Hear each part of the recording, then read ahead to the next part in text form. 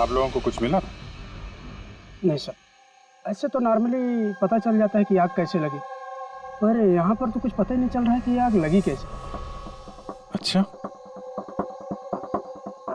ठीक है, देखो एम्बुलेंस कहाँ तक पहुंची। जी सर।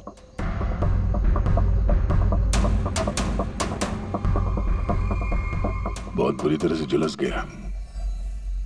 कमाल है, कुछ पता ही नहीं चल रहा है कि आग कैसे लगी है।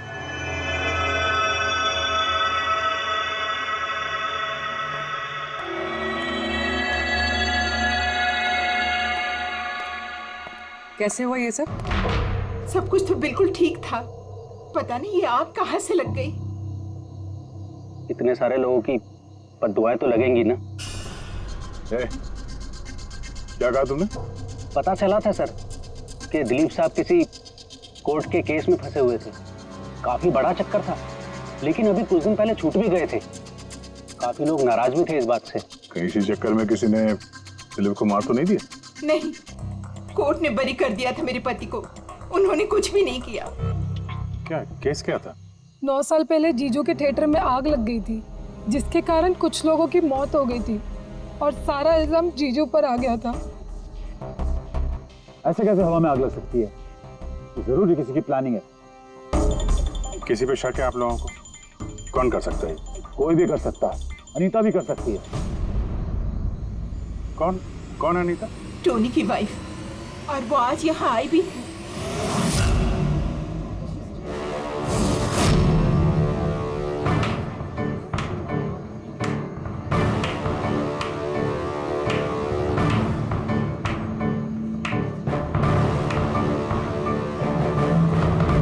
अनीता, दूसरों का घर बर्बाद करके अपने परिवार के साथ खुशियां मनाई जा रही है। वेरी गुड, वेरी गुड, वाह। लेकिन एक बात याद रखना, उन लोगों की तरह तुम भी तड़प तड़प के मरोगे। सिक्योरिटी! ए चुप! आवाज नीचे। निकालो उसको बाहर, निकालो! आउट! लगता है तुम दोनों अपने अंजाम से वाकिफ नहीं। तुम्हारा बुरा समय अब शुरू हो गया है, याद रखना। तूने जो किया है ना मेरे टोनी के साथ, याद रखना, इसके बाद तू नहीं बचेगा। सुना तूने? ले जा इसको। तू नहीं बचेगा, नर्क में चलेगा तू। अरे देख क्या रहा है, ले जा इसे। नर्क में चलेगा तू, तड़प तड़प के चलेगा, याद रखना। अरे जा।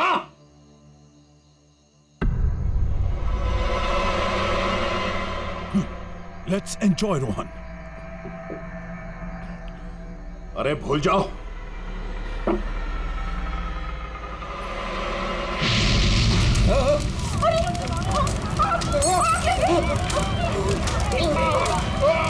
दिलीप और रोहन जिस केस में फंसे थे, उसी केस में कोर्ट ने टोनी को सजा दी थी। अच्छा, किस किस को पता था कि आप लोग यहाँ रेस्टोरेंट में आने वाले हैं? पता नहीं सर। अच्छा, दिलीप जी के आने से पहले इस चेयर के आसपास किसी को देखा था क्या? किसी अनजान आदमी को? नहीं सर, किसी को नहीं देखा सर। ये टेबल किसने रिजर्व किया था? दिलीप जी का फोन आया था, कह रहे थे कि हमारे लिए टेबल रिजर्व रखो। हमेशा यहीं बैठते थे, इसी टेबल इसी चेयर पर। रेगुलर कस्टमर थे हमारे। किसी को पहले से पता था कि दिलीप यहाँ इसी टेबल पे बैठेगा? सर, कुर्सी के पास तो ऐसी कोई चीज नहीं है जिससे आग लग सकती हो। कमाल की मिस्ट्री है यार। सीसीटीवी कैमरा,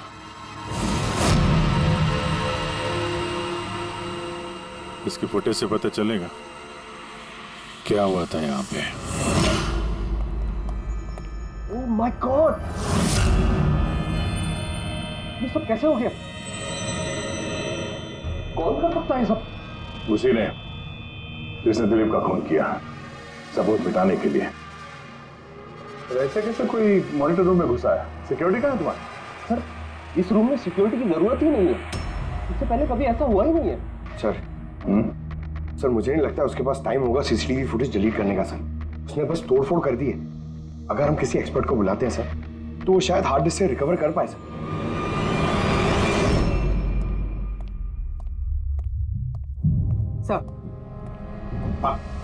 सर 9 साल पहले दिलीप और रोहन का एक थिएटर था जिसमें आग लग गई थी। एग्जिट और एंट्री डोर बंद होने की वजह से इस आग में 12 लोग जल के मर गए थे। विक्टिम्स की फैमिली ने केस किया तो इन्वेस्टिगेशन में पता चला कि उस वक्त एक गार्ड ड्यूटी पे था। हाँ, टोनी। हाँ सर कोर्ट में साबित हो गया कि टोनी ने बहुत शराब पी रखी थी और शराब के नशे में वो इतना धुत था कि वो इमरजेंसी एग्जिट भी खोल नहीं पाया। हाँ, बस टोनी की बीवी अनीता ये मानने को तैयार ही नहीं कि गलती टोनी की है। सर सिर्फ उसका ही नहीं, बहुत सारे न्यूज़पेपर आर्टिकल्स ने भी कोर्ट के इस फैसले के खिलाफ आवाज उठाई थी। जब ये हादसा हुआ था उस वक्त दिलीप और रोहन के खिलाफ सॉलिड एविडेंसेस थे, लेकिन फिर केस चलता रहा। 9 साल हो गए। कुछ विटनेसेस ने गवाही बदल दी और कुछ कंट्री से बाहर चले गए। सर, दिलीप और रोहन ने जरूर पैसे और पावर का इस्तेमाल किया होगा और यह बात टोनी को पता चल गई होगी। उसी ने भेजा होगा अनीता को दिलीप को मारने के लिए। पर फ्रेडी, जब अनीता वहां थी ही नहीं तो आग लगाई कैसे? नहीं, सिक्योरिटी वालों ने तो उसे बाहर निकाला था रेस्टोरेंट में से। ऐसी कौन सी चीज है जो अचानक आग लग सकती है? सर शायद डॉक्टर सालुंके हमारी मदद कर सके, या फिर अनीता।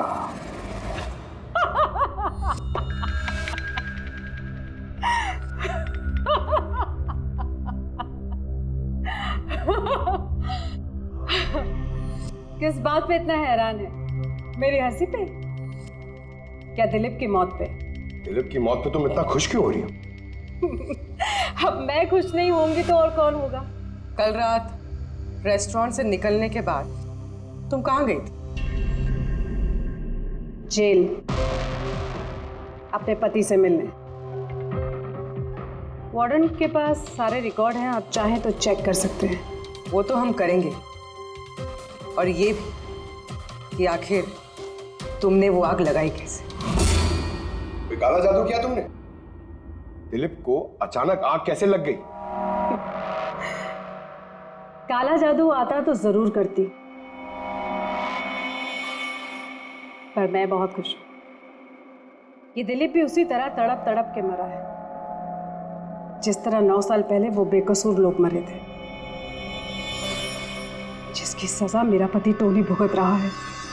तुम ये कैसे कह सकती हो कि टोनी की गलती नहीं थी? तुम तो वहां थी नहीं। मैं वहां नहीं थी, लेकिन टोनी यहाँ था। उस दिन उसकी तबीयत खराब थी। उसने अपने मालिकों से, रोहन और दिलीप से कहा वो जल्दी घर आ गया आग लगने से पहले।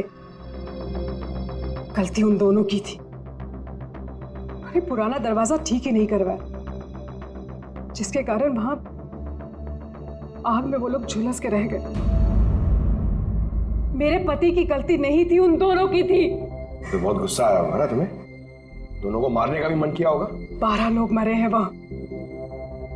मुझसे कहीं ज्यादा गुस्सा उन लोगों के परिवार वालों को आया होगा, पर वो बहुत खुश होंगे अब दिलीप की मौत की खबर सुन के। बहुत खुश होंगे।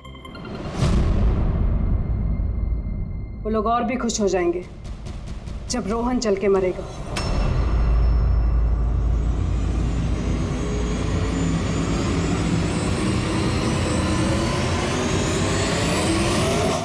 सर 42 लोग हैं, उन 12 विक्टिम के करीबी रिश्तेदार और फैमिली वाले। सस्पेक्ट ज्यादा और वक्त कम। सर सबसे पहले इन 42 लोगों में से उन लोगों के नाम हटा देते हैं जो कल दिलीप की मौत के वक्त शहर में नहीं थे। तो 9 साल हो गए इस बात को। शायद कितने लोग देश भी छोड़कर चले गए होंगे और कुछ लोगों की मौत भी हो गई होगी। फिर भी पता तो लगाना ही पड़ेगा। देखो कितने लोग शहर में थे जब दिलीप की मौत हुई।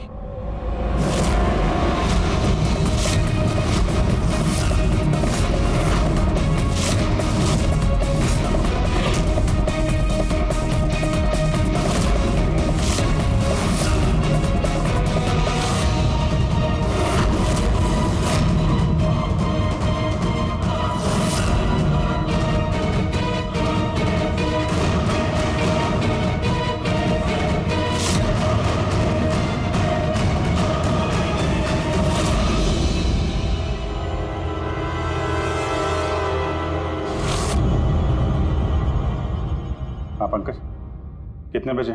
27 लोग हैं सर जो उस वक्त शहर में थे और उनके पास दिलीप को मारने की वजह थी।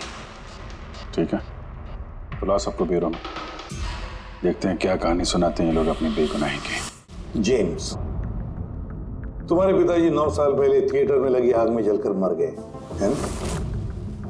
Yes sir. आपके हस्बैंड फिल्म अकेले देखने गए थे? उस दिन मैं बिजी थी, इसलिए वो अकेले ही चले गए। कल रात कहाँ पर थे तुम?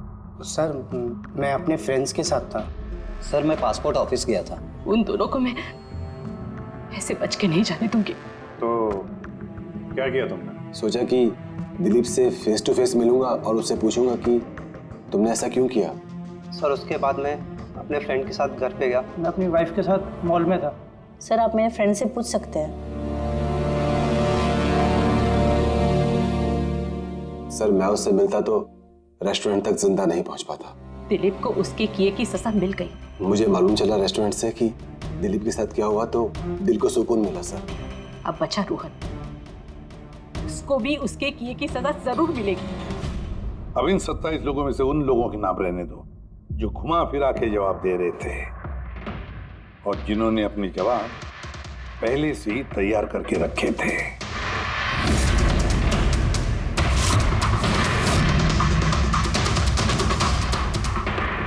सर अब 15 बजे। अब इन 15 लोगों को उस दिन के बारे में पूछते हैं जब 9 साल पहले थिएटर में आग लगी थी। देखते हैं किसे सबसे ज्यादा गुस्सा आता है, कौन मुंह फेर लेता है। सर मेरा भाई 10वीं पास हो गया। उसने कहा पार्टी देनी है, दोस्तों को पिक्चर दिखाना, पैसे दो। सर मैंने वो पैसे उसे दे दिए। काश वो पैसे मुझे उसे देने नहीं चाहिए थे सर। जिसने भी ये किया बहुत अच्छा किया। आज मैं खुश हूं, आज मैं बहुत खुश हूं। कुमार साहब, आप यूनिवर्सिटी में फिजिक्स के प्रोफेसर हैं, है ना?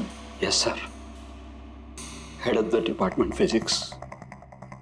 लेकिन मेरे खुद के बेटे को पढ़ाई में कोई इंटरेस्ट नहीं था। बहुत डांटता था मैं उसे, लेकिन अनिकेत के ऊपर कभी कोई फर्क नहीं पड़ा। एक नंबर का बदमाश बन गया था वो। उस दिन भी वो कॉलेज से बंक करके दोस्तों के साथ फिल्म देखने चला गया और सर और वापस घर पे कभी नहीं आया। हिमेश, राइट, कॉन्ट्रैक्टर हो ना तुम? हाँ सर। हिमेश, 9 साल पहले तुम अपनी पत्नी के साथ फिल्म देखने गए थे उस थिएटर में। नई नई शादी हुई थी मेरी। सलोनी के साथ फिल्म देखने के लिए गया था। उसको भूख लगी थी। मैं समोसा लेने के लिए बाहर गया। मैं वापस आया तो देखा वहां के दरवाजे लॉक हो गए थे। वहां अंदर से लोगों के चिल्लाने की आवाजें आ रही थी और धुआं निकल रहा था वहां से। सलोनी, मैंने सब दरवाजे खोलने की बहुत कोशिश की। सलोनी, मैंने बहुत कोशिश की। मैं पागलों की तरह दरवाजा को ठोकता रहा, पीटता रहा। सलोनी, सलोनी, सलोनी, सलोनी, सलोनी चिल्लाता रहा। अरे कोई दरवाजा खोल दो यार। सलोनी, सलोनी। लेकिन मैं कुछ नहीं कर सका सर, मैं कुछ नहीं कर सका। अपनी सलोनी को मैं बचा नहीं सकता।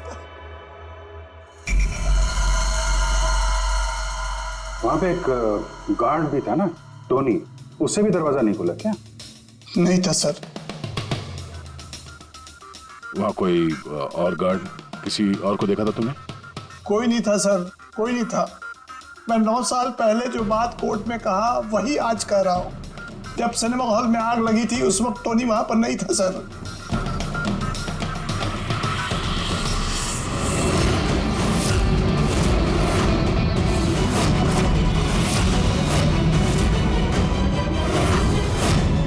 सर ये है हमारे फाइनल 15 सस्पेक्ट जो दिलीप को मार सकते हैं। सो कॉप्स कह रहे थे कि फायरमैन को भी पता नहीं चला कि आग का एग्जैक्टली सोर्स क्या था।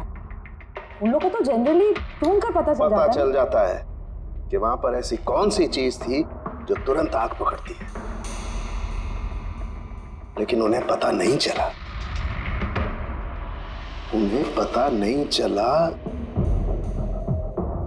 उन्हें इसलिए पता नहीं चला क्योंकि उस चीज की ना तो कोई खुशबू थी ना कोई रंग था। Exactly sir. मतलब अगर लिक्विड होता ना तो इस दिलीप को पता चलता जब वो चेयर पे बैठता, उसे फील होता। और अगर पाउडर होता तो हमें टेस्टिंग में पता चल जाता। इसका मतलब ये तो गैस, जिसका मतलब ये गैस है। गैस? तो इसीलिए उस फायरमैन को पता नहीं चला कि किस चीज से आग लगी है। इनफ्लेमेबल गैस बॉस, जिसे सिर्फ एक स्पार्क की जरूरत होती है आग पकड़ने के लिए। अच्छा, मुझे एक बात समझ में नहीं आ रही है। दिलीप किस कुर्सी पर बैठा था, तो गैस कुर्सी पर आई कहां से? कुर्सी से ही। क्या? कुर्सी से? वो ऐसे बॉस, जिस चेयर पे ये दिलीप बैठा था उसके नीचे की तरफ किसी ने ज्वलनशील गैस का स्प्रे किया हुआ था। मरते वक्त दिलीप के कांटेक्ट में दो चीजें थी। एक तो ये चेयर जिस पे वो बैठा था और एक वाइन का ग्लास जो उसने हाथ में पकड़ा हुआ था। हमने ये दोनों चीजें चेक की तो इस चेयर के ऊपर से हमें इनफ्लेमेबल गैस के कुछ ट्रेसेस मिले।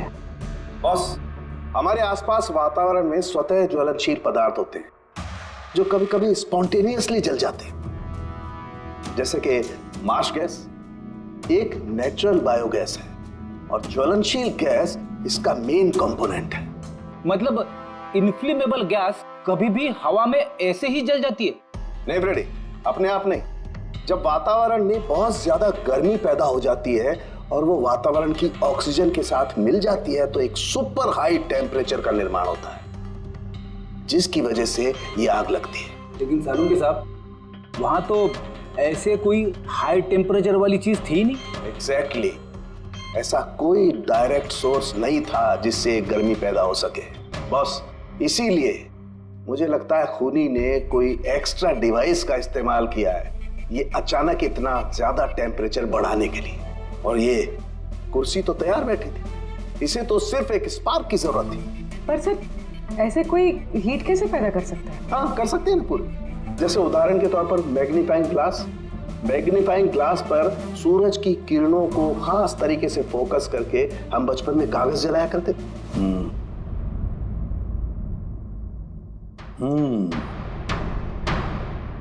लगता है इस रेस्टोरेंट में फिर से जाना पड़ेगा।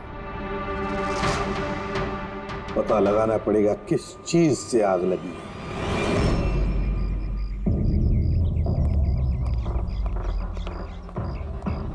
पूरा एरिया छान मार लिया सर, लेकिन ऐसी वो चीज ही नहीं मिली जिससे आग लग सकती है। और ये ओपन रेस्टोरेंट है। जब खूनी ने दिलीप के चेयर के नीचे वो इनफ्लेमेबल गैस स्प्रे किया तो किसी ने तो देखा होगा। वही तो, चेयर में अपने आप आग लग गई और दिलीप चल के मर गया। किसी ने कुछ देखा नहीं और ना ही कोई सबूत हमारे सामने आ रहा है। सर, उस डेटा एक्सपर्ट ने सीसीटीवी फुटेज रिकवर कर ली है, आप देख सकते हैं सर। गुड, या तुम लोग यार देख लो, तब तक मैं देखता हूँ यहाँ पे कुछ मिलता है क्या। सर, दिलीप और उसकी फैमिली के आने के 15 मिनट के पहले की फुटेज है ये।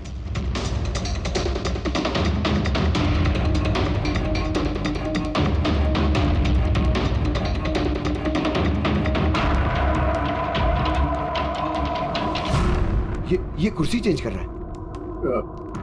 इसका कोई दूसरा एंगल है क्या? इसी टाइम का चेक करो। एक मिनट सर।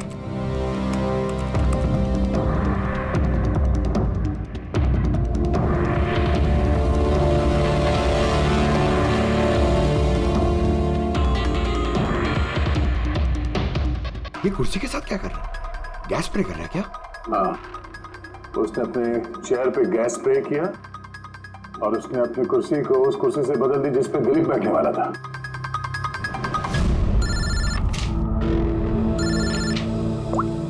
आ गया। अच्छा, great, good work, good work. क्या हुआ सर? जिसने भी दिलीप की कुर्सी के साथ छेड़खानी की ना, उसका पता चल गया है। वो एक आदमी है, उसका मिलता जुलता हुलिया भी मिला है। अब देखते हैं, दया भेजने वाला है फोटोग्राफ।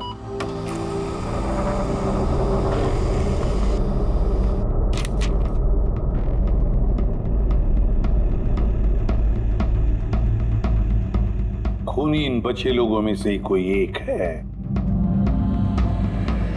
इन्हीं में से एक। और अब इसका अगला शिकार रोहन है।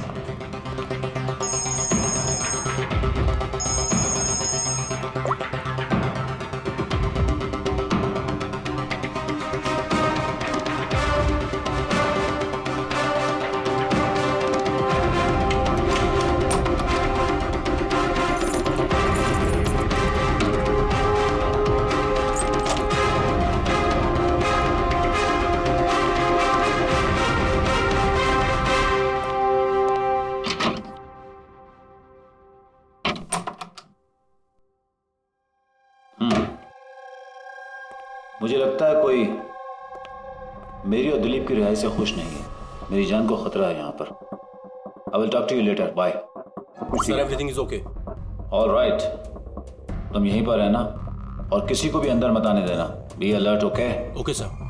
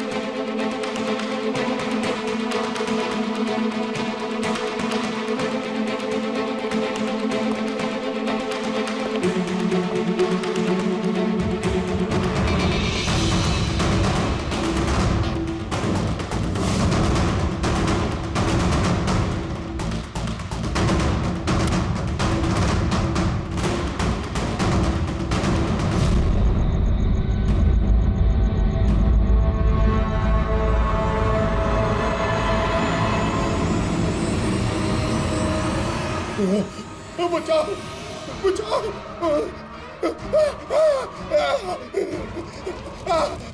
बचाओ, परे परे बचाओ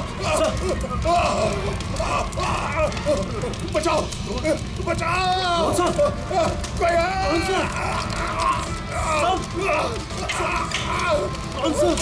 बचाओ, परे परे कौन सा?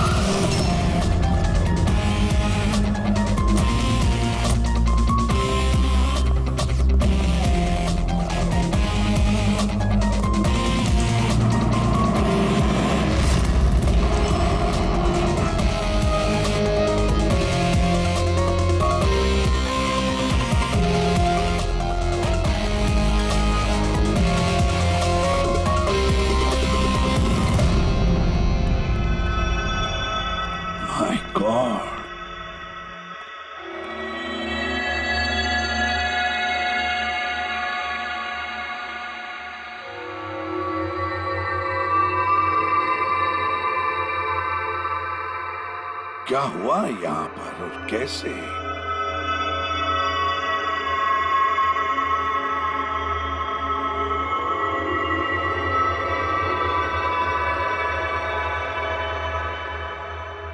यहाँ पर भी और किसी किस्म की कोई स्मेल नहीं, सिवाय इस जली हुई लाश की बदबू के। यानी ये मर्डर भी इन्फ्लेमेबल गैस से हुआ है? शायद।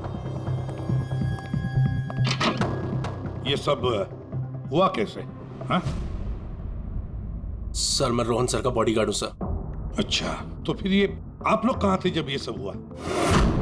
सर रोहन सर ने मुझे बाहर निगरानी के लिए कहा था, तो थोड़ी देर के बाद सर उनके चिल्लाने की आवाज आई तो मैं उनके कमरे की तरफ भागा, लेकिन सर दरवाजे के चारों तरफ से धुआं देखा तो मैं दूसरी चाबी से दरवाजा खोल के अंदर गया तो देखा कि सर रोहन सर जले पड़े थे।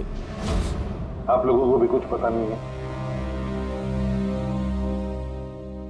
कमाल है, कमरे के अंदर कोई लीड नहीं मिला, शॉर्ट सर्किट नहीं हुआ है, ये पर्दा अंदर से बंद है, ये विंडोज परमानेंटली क्लोज्ड है, कोई बाहर से अंदर भी नहीं आ सकता।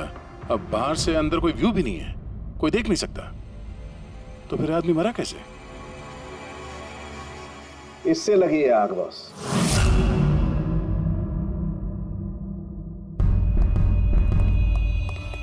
ये इस चीज से ये है क्या सर? फिलामेंट है। फिलामेंट? इलेक्ट्रिक बल्ब के अंदर का फिलामेंट। और जब इस फिलामेंट में इलेक्ट्रिक करंट पास होता है तो ये गर्म होकर के लाल हो जाता है। बॉस, खूनी ने भी इसी टेक्निक का इस्तेमाल किया है उस ज्वलनशील गैस को जलाने के लिए।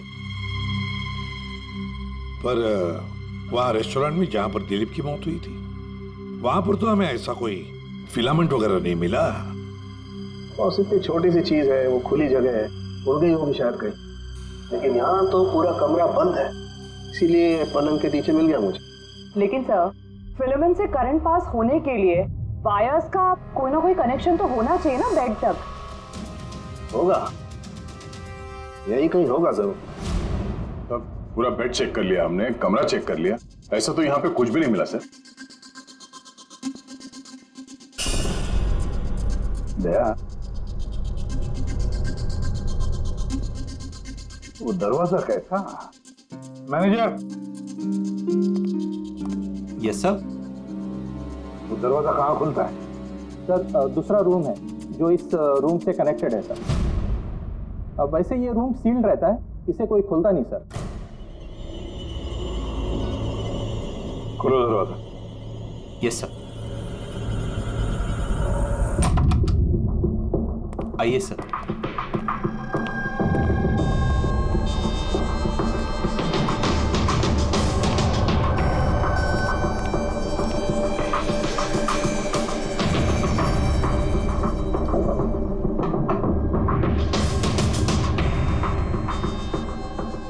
मैनेजर साहब, किसका कमरा है ये? कौन रहता है इस कमरे में? गेस्ट है कोई सर, डिटेल्स चेक करनी पड़ेगी। मंगाओ। Okay sir.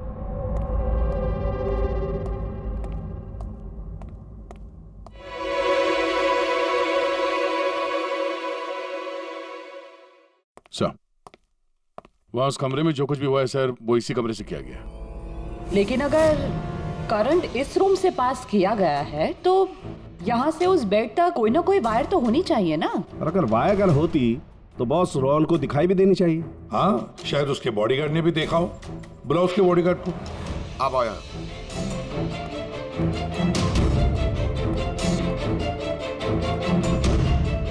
एक बात बताओ, जब तुम रोहन के कमरे में आए थे तब कोई वायर देखी या इस दरवाजे से उस कमरे में जाते हुए कुछ भी?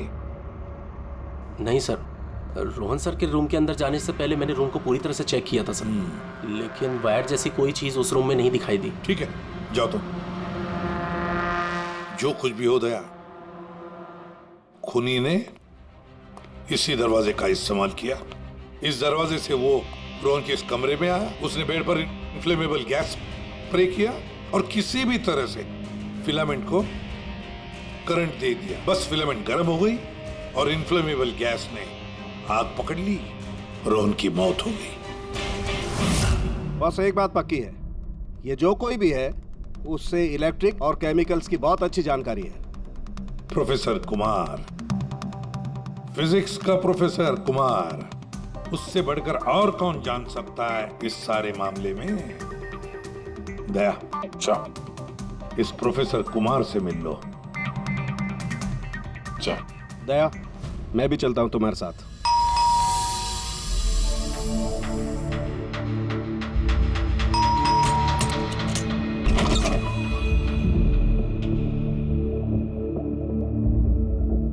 प्रोफेसर कुमार है घर पे? हाँ है, लेकिन आप लोग? सीआईडी। सीआईडी? सब ठीक तो है ना साहब? हाँ, उनसे कुछ पूछताछ करनी है। कहाँ है वो? बाहर बच्चों को पढ़ा रहे हैं, मैं बुला के लाता हूँ। कोई बात नहीं, हम देखते हैं।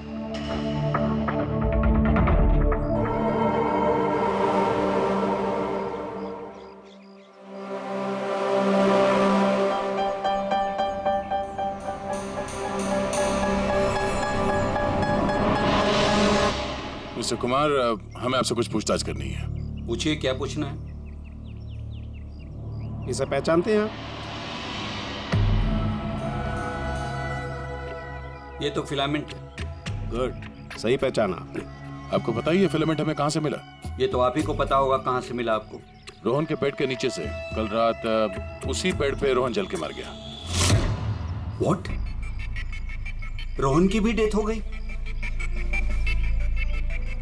कल रात आप कहाँ पर थे? रात 9 से लेकर सुबह 3 बजे तक। आप मुझ पर शक कर रहे हैं? ये हमारे सवाल का जवाब नहीं हुआ मिस्टर कुमार। कल मैं पूरा दिन और पूरी रात घर पे ही था। कोई गवाह? जी हाँ, मेरा नौकर रामू और विकास। Please come here.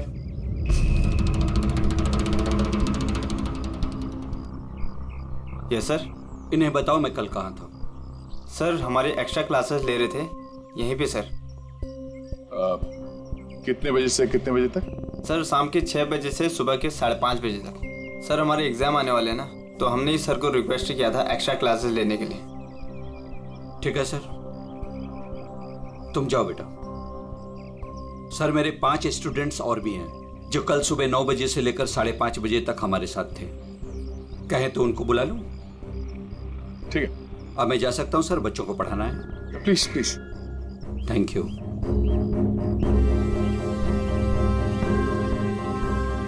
हाँ तो बच्चों में ये कह रहा था कि बिना सोल्डरिंग वायर के भी हम मदरबोर्ड फिक्स कर सकते हैं with the help of adhesive conductor.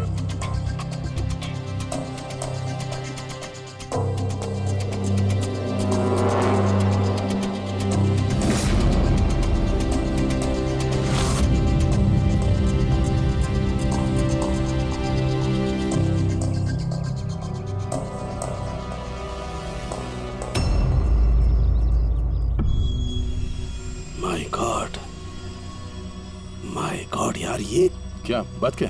अरे यार, ये गलती मुझसे कैसे हो गई? क्या? गॉड, बूढ़ा हो गया हूं मैं, बूढ़ा हो गया हूं मैं। एक काम करो, 1 घंटे बाद फॉरेंसिक लैब में मिलो, कुछ बताऊंगा। 1 घंटे बाद।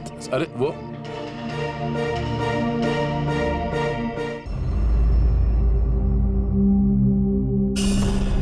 लो बस एक काम करो, इस स्विच से इन बल्ब्स को जलाओ। इस स्विच से? इस स्विच से? हाँ, इस स्विच से। यार ना कोई कनेक्शन है, कुछ है, कैसे जलेंगे ये? तुम सवाल मत किया करो, कभी कभी मेरी बात भी मान लिया करो यार। कभी कभी।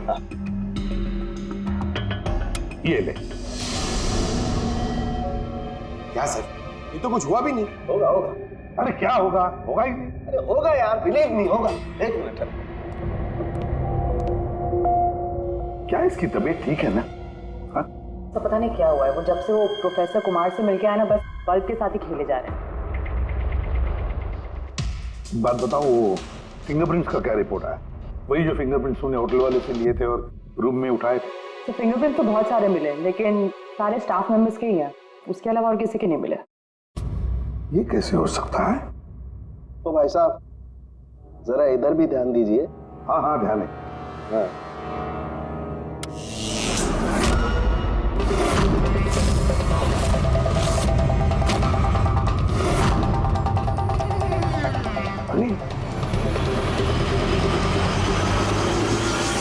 सर ये बल्ब जलने कैसे लगे? क्या बात है सालूके साहब, बिना वायर के सारे बल्ब जला दिए। लेकिन सालूके साहब, ये सब आपने किया कैसे? ठीक वैसे ही हुआ ये फ्रेडी, जैसे कि खूनी ने किया था उस दिलीप की कुर्सी पे और रोहन के बेड पे।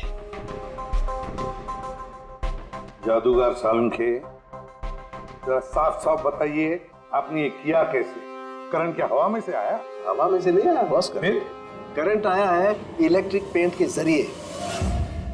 Electric paint? हाँ, इलेक्ट्रिक पेंट। दरअसल बिजली के जो तार होते हैं वो मेटल के होते हैं, और metal is a good conductor of electricity, इसीलिए करंट उनमें से पास होकर के जाता है। ठीक इसी तरीके से कुछ पेंट भी होते हैं जिन्हें हम इलेक्ट्रिक पेंट कहते हैं, और ये भी गुड कंडक्टर ऑफ इलेक्ट्रिसिटी होते हैं। इनमें से भी इलेक्ट्रिसिटी पास हो सकती है, और कमाल की बात यह है कि ये किसी भी कलर में मिल सकते हैं, जो आसानी से किसी भी बैकग्राउंड में मर्ज भी हो सकते हैं। ओह, इसीलिए हमें होटल रूम में और रेस्टोरेंट में कुछ दिखा नहीं सर। Exactly that. खूनी ने दरअसल होटल के कमरे का और रेस्टोरेंट के फ्लोर का दोनों का कलर इस कलर के साथ मैच किया, इसीलिए हमें दिखाई नहीं दिया। तो ये इलेक्ट्रिक करंट, आई मीन ये जो इलेक्ट्रिक पेंट है, ये आसानी से मिल जाता है? हाँ, मिल जाते हैं। दरअसल इलेक्ट्रिक सोल्डरिंग और रिपेयरिंग के काम में आते हैं, और इनकी सबसे बड़ी खासियत ये है कि ये आमतौर पर नंगी आंखों से दिखाई नहीं देते, सिर्फ इंफ्रारेड लाइट में ही ये दिखाई देते हैं। मैं दिखाता हूँ।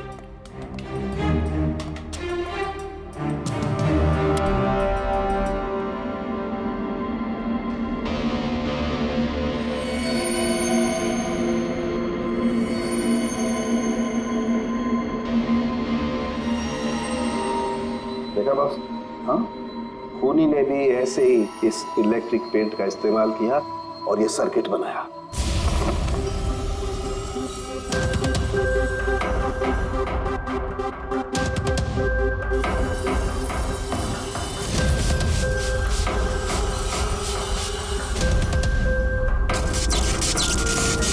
एक बात तो पक्की है, ये जो भी कोई है उसे इन सारी चीजों की पक्की जानकारी है।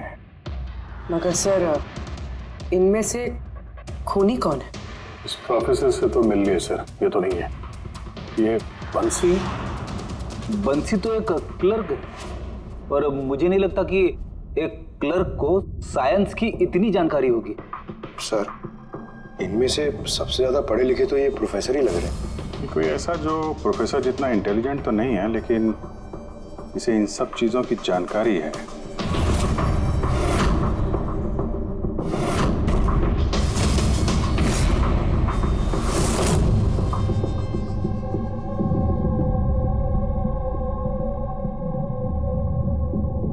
वो ये है अभिजीत, ये है वो।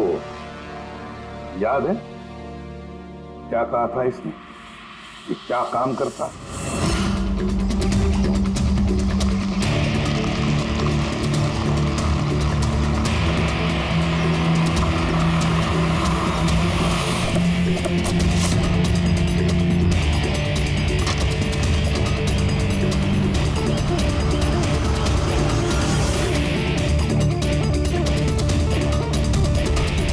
चले ससुराल।